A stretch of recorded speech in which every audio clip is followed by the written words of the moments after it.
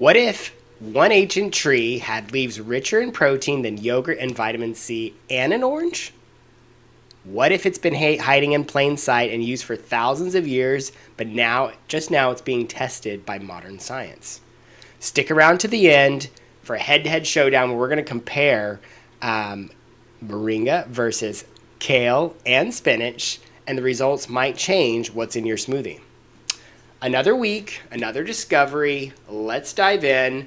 I'm on a mission to uncover the foods that truly deserve the superfood title based on facts, not hype.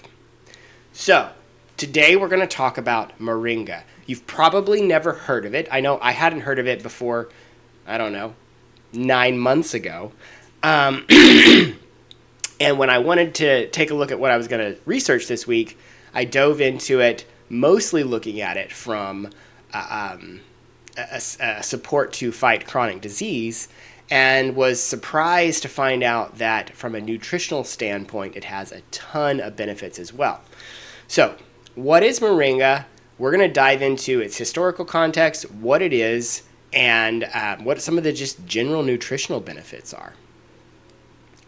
So, back in 1785, Moringa was first classified as a plant, and before that had been known as the drumstick tree for its pods and horseradish tree for its roots flavor. So this tree is native to northern India and Pakistan, specifically in the Himalayan foothills. So if you are trying to climb some of the tallest mountains in the world, you likely might be walking by this tree. You might want to grab a couple leaves to give you a boost of energy, if you knew what it was. But since then it has spread around. It doesn't just grow in the Himalayas. It's spread across Africa, Southeast Asian, Caribbean, South American, even parts of the U.S. It thrives in kind of dry, arid, low frost climates. It might even be here in Arizona, although I've never seen it, or if I have, I didn't know that I saw it. But it does seem like it might fit in well here with the heat. Very drought resistant. It actually likes poor soil.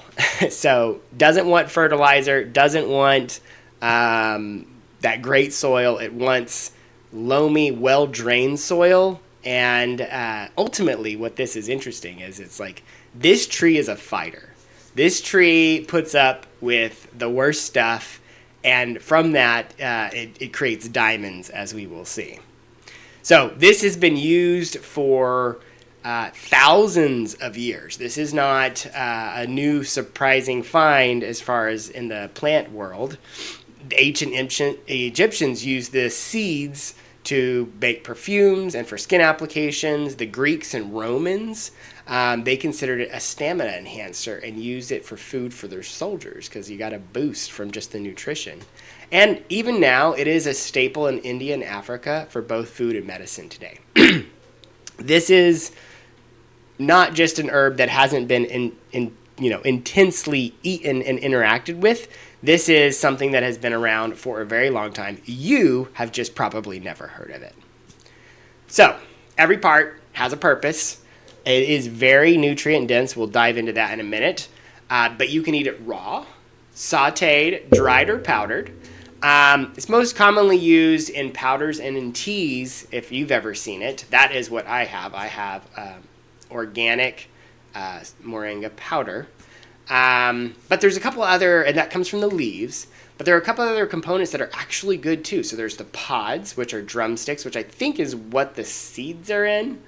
They're long, slender. They consider them vegetables with a mild flavor. They can be cooked in curries, soups, and are actually in popular Indian cuisine. So some of this stuff I'm diving into, I'm going to have to try a little bit more Indian because they really love them some superfoods. The seeds, these can be eaten roasted, pressed into bin oil for long shelf life and used in cooking and in cosmetics. So it's interesting. It's in some cosmetics. I'm seeing a lot of cosmetic applications. Crushed seed powder also can be used to purify water, which is really random use, but it's just kind of speaks to the versatility of this tree. It has the little flowers. These are actually edible too. Light sweetness and can be added to salads or brewed as teas. I think if you were going to probably see it, you're probably going to see it as a tea. But the crazy thing is, like, the whole tree is great. But it doesn't stop there. We also have the bark and the roots. So they're pungent, kind of like horseradish, historically used more as a spice or medicine. Now, take some caution here.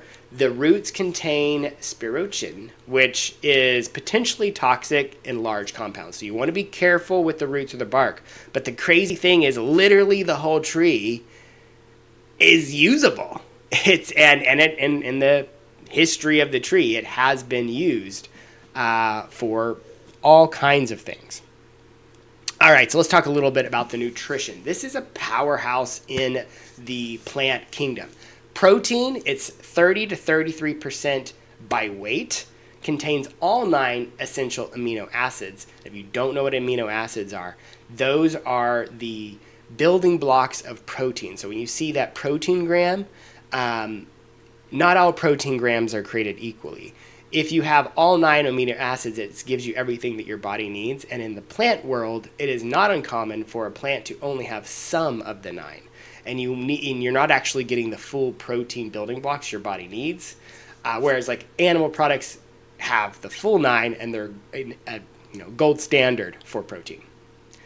But it also has fiber, a decent amount, 9% by weight, and it is moderately low in fat, mostly healthy unsaturated fat. So 6 to 9% by weight. So when you're looking at a source for protein, this has all the building blocks of a great protein. It has high protein content, relatively. I actually didn't check the calories, but I'm assuming the calories are pretty low. Fiber is a decent boost and low fat.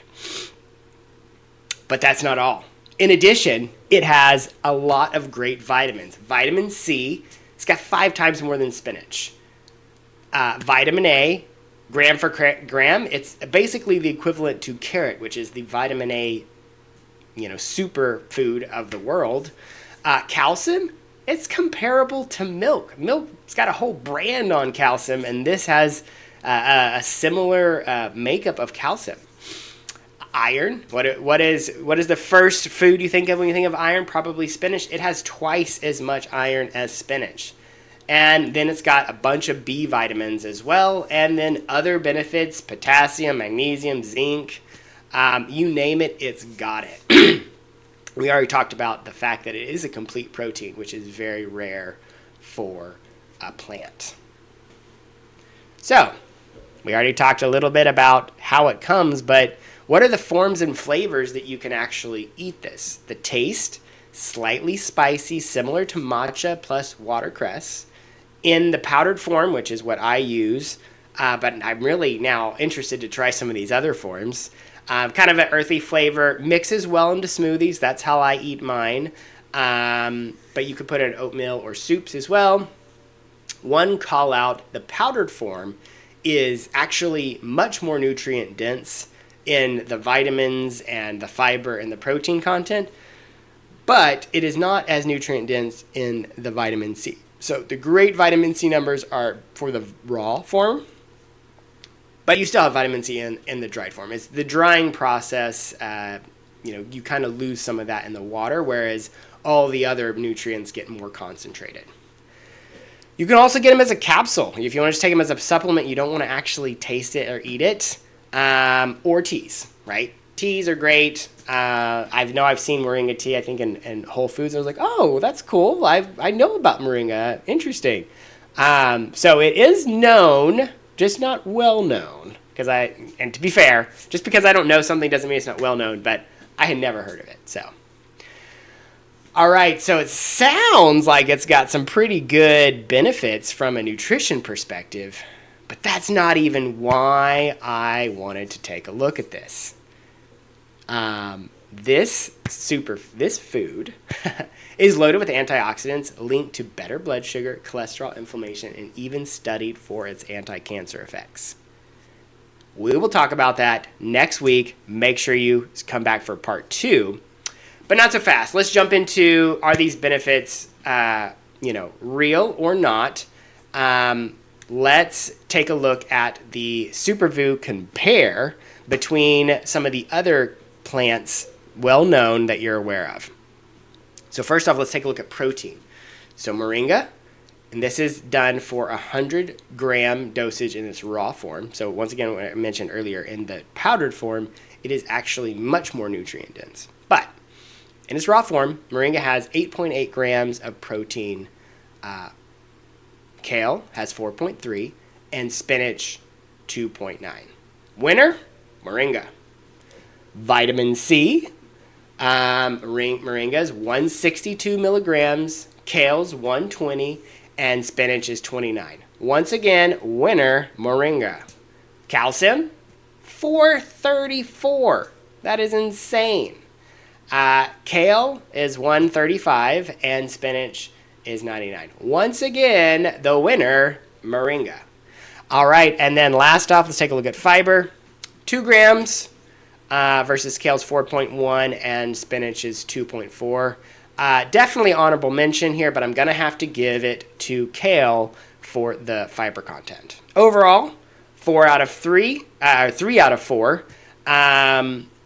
You got to give the win overall to Moringa, but Kale is something we may talk about in the future as well because it's got some winning nutritional content as well. So, is Moringa more than hype? It's actually an ancient green with elite modern numbers. But, as we talked about, this video is just about what it is. Next week, we'll talk about what it'll do for your long-term chronic health. Hit that subscribe bell. Tell me in the comments, would you give Moringa a try? See you next week. God bless.